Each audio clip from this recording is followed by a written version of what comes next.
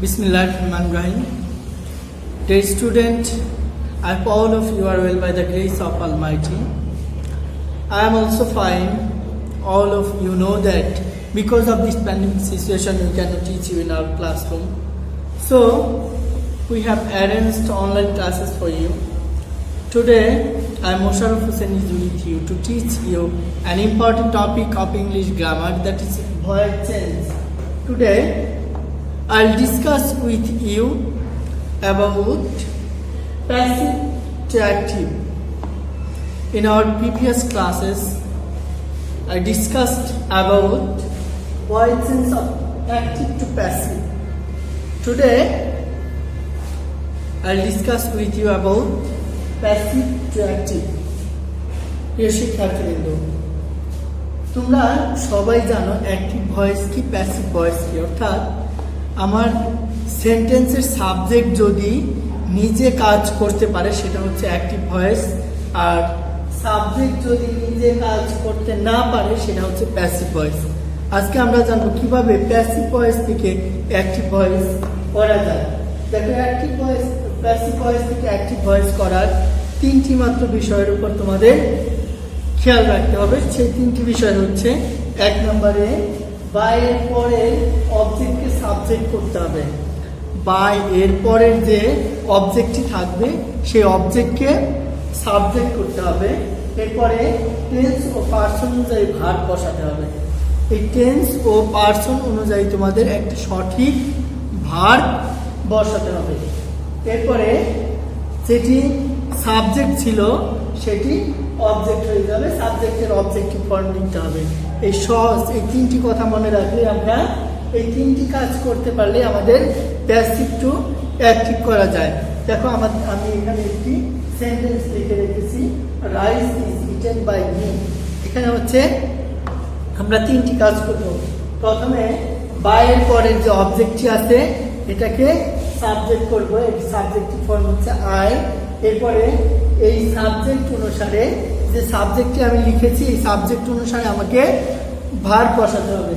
যেহেতু এটি tense present টেন্সে আছে সেই জন্য ভার্বের আমরা প্রেজেন্ট ফর্ম লিখব। যখন প্রেজেন্ট টেন্সে থাকবে ভার্বের প্রেজেন্ট ফর্ম, পাস্ট টেন্সে থাকলে ভার্বের পাস্ট ফর্ম।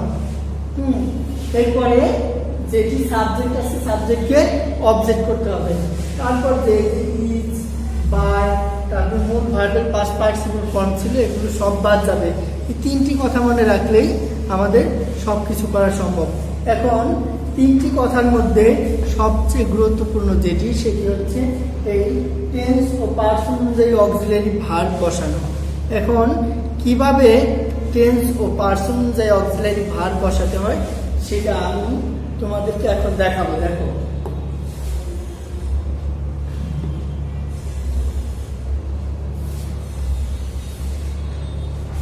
এই 2 নাম্বার নিয়ে বাইরের পরের অবজেক্ট। এখন এই বাইরের পরে অনেক সময় দেখা গেছে যে অবজেক্ট থাকেই না, বাই থাকে না, প্যাসিভ ভয়েস কিন্তু বাইও থাকে না, অবজেক্টও থাকে না। তখন সেটিকে ভার্ব অনুসারে মনে মনে আমাকে একটা অবজেক্ট ধরে নিতে হবে। সেই অবজেক্টটা ধরে নিয়ে তারপরে তাকে সাবজেক্ট করতে হবে। এখন টেন্স ও পার্সন ভার্ব বসানো রুলসটা, ভার্ব বসানো রুলসটা আমরা অনেকেই ভুলে যাই। দেখো, আমরা কিভাবে ভার্ব বসাতে পারি। প্রিয় শিক্ষার্থীবৃন্দ, দেখো কিভাবে ভার্ব বসাতে হয়। ভার্ব 2 নম্বরে যদি সেন্টেন্সে টেন্স ও পার্সন অনুযায়ী ভার্ব বসানোর রুলস, যদি সেন্টেন্সে দেখো এম ইজ আর, যদি এম ইজ আর থাকে, এম ইজ আর থাকলে ভার্ব 1 বসবে, অর্থাৎ ভার্বের প্রেজেন্ট ফর্ম বা বেস ফর্ম বসবে। যদি ওয়াজ ওয়ার থাকে তখন ভার্বের V2 ফর্ম বসবে, অর্থাৎ পাস্ট ফর্ম বসবে। যদি বিন থাকে have been, has been, had been, এই বিন বদলে বিনের পরিবর্তে ভার্ব হবে, ভার্বের পাস্ট পার্টিসিপল ফর্ম হবে।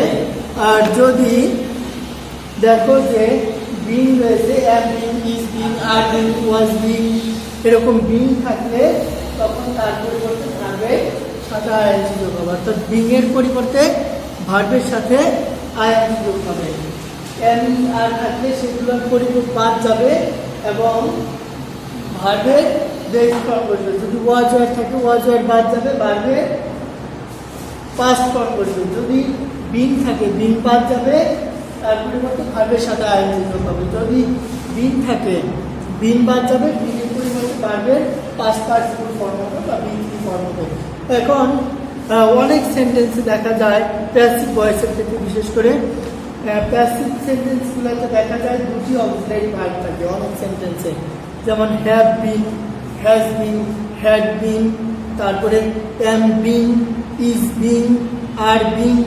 তারপরে মডেল অক্সিলারি পরে তোমরা জানো যে বি থাকে, shall be, should be, will be, would be, এরকম বি থাকে। তখন ওই সেন্টেন্স থেকে বি, বিন এবং বিন, বি, বিন এবং বিন এগুলো বাদ দিতে হবে। অর্থাৎ প্রথম যে অক্সিলারি ভার্বটি আছে সেটিকে রাখতে হবে এবং দ্বিতীয়টি বাদ দিতে হবে।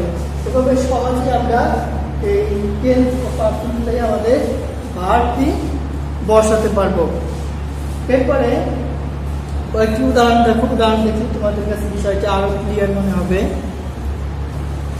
তোমরা সবাই আমার বোর্ডের লেখাগুলো একটু নোট নিয়ে নাও, বোর্ডের লেখাগুলো একটু নোট নিয়ে নাও অথবা স্ক্রিনশট দিয়ে রাখো।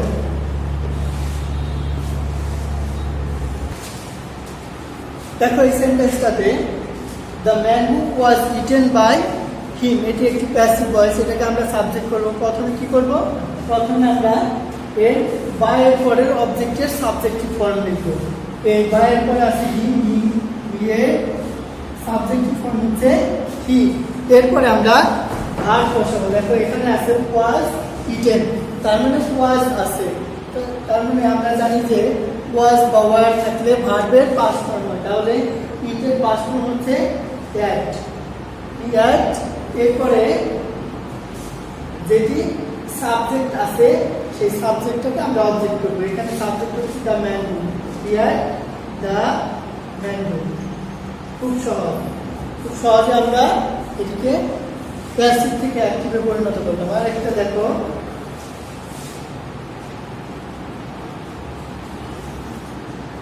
the work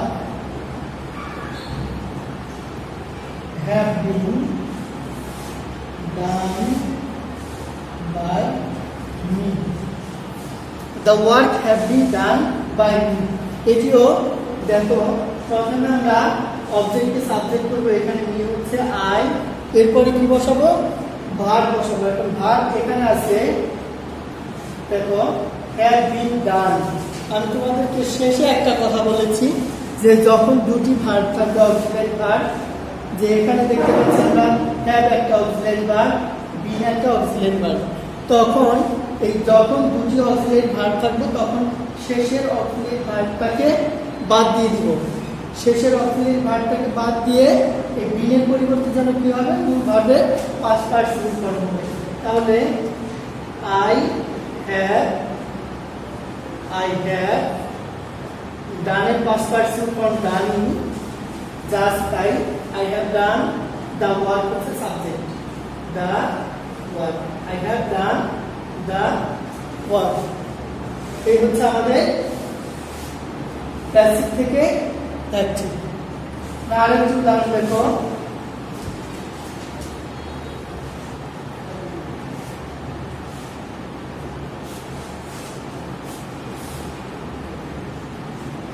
our tuition fee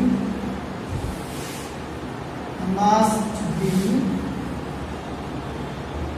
paid by us। এখানে দেখো our tuition fee must be paid by us। এখন এই সেন্টেন্সটাকে আমরা দেখতে পাচ্ছি এখানকার অবজেক্ট হচ্ছে us, আজকের সাবজেক্টিভ ফর্ম, প্রথম কাজটা হচ্ছে আজকের সাবজেক্টিভ ফর্ম উইল, দ্বিতীয় কাজটা হচ্ছে টেন্স অফ পার্সনটাই অক্সিলারি ভার্ব বসাবো। আমি বলছি যে এখানে দেখতে পাচ্ছি মাস্ট বি পেইড, দেখো মাস্ট বি পেইড। এখন মাস্ট বি পেইড তিনটা ভার্ব আছে, এখানে মাস্ট একটা ভার্ব, বি একটা ভার্ব, পেইন্ট একটা ভার্ব। এই দুইটা হচ্ছে অক্সিলারি ভার্ব, আর পেইন্টটা হচ্ছে এখানে মূল ভার্ব। যখন এই দুটি ভার্ব থাকবে তখন দ্বিতীয় ভার্বটি বাদ যাবে, কাটা যাবে। তাহলে বি বাদ দিয়ে দিলাম, তাহলে উই, এরপরে মাস্ট, মাস্ট, এরপরে তে আছে মূল ভার্ব। তোমরা জানো যে যদি কোনো সেন্টেন্সে মডাল অক্সিলারি থাকে, এই মডাল অক্সিলারির পরে সবসময় ভার্বের বেস ফর্ম বসে।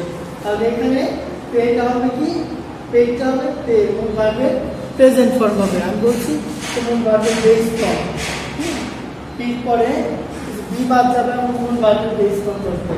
We must pay our tuition fee, must pay our tuition fee, আমরা অবশ্যই আমাদের টিউশন ফি পরিশোধ করব। প্রিয় শিক্ষার্থী, কিন্তু আশা করি তোমরা আমার ক্লাসটি বুঝতে পেরেছো এবং তোমাদের এই প্যাসিভটি অ্যাক্টিভ করতে আর কোনো সমস্যা হবে না। তো আরেকটা সমস্যা আছে, সেটা হচ্ছে যখন দেখবা যে বাই থাকে না, অনেক দেখো অনিয়ন ইজ ইম্পোর্টেড ফ্রম তুরস্ক। যখন পেঁয়াজের ক্রাইসিস দেখা দিয়েছিল তখন আমরা তুরস্ক থেকে পেঁয়াজ এনেছিলাম।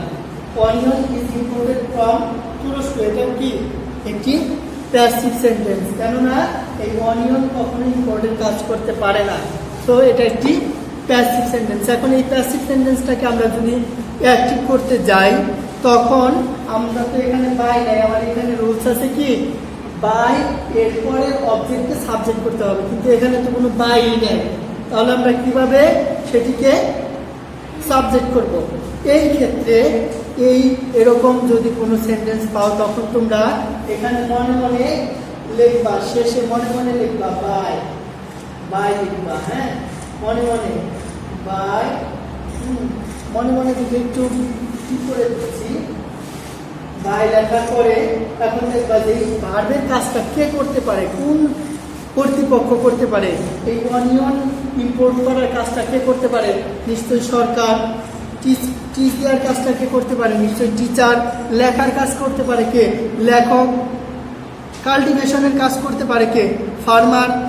আর যদি কোনো স্ট্রাকচারাল বা কোনো কিছু হয় তখন সেটাকে অথরিটি, আমরা অথরিটি দিয়ে অনেক কিছুই করতে পারি। অথরিটি, কর্তৃপক্ষ এটা করেছে, কর্তৃপক্ষ এটা করেছে, এরকম অথরিটি দিয়ে অনেক কিছু করতে পারি। দেখো by the government, by the government, এটা হচ্ছে মনে মনে ধরবা। তোমরা মনে মনে ধরার পর এখন তোমরা বাই দ্য গভর্নমেন্ট যেহেতু মনে মনে ধরতে পারছো, তাহলে তোমরা এই বাইয়ের পরের অবজেক্টটাকে সাবজেক্ট বানাবা। দ্য গভর্নমেন্ট, বাই পরে আছে দ্য গভর্নমেন্ট, দ্য গভ, এরপরে কি আমাদের ইজ ইম্পোর্টেন্ট আছে, তাহলে কি ইম্পোর্ট ভার্বের প্রেজেন্ট যে ইজ আছে import, the government import onion, কি আমদানি করছে অনিয়ন, সাবজেক্টে অবজেক্ট করলাম অনিয়ন, এরপরে বাক্য ফ্রম তুরস্ক।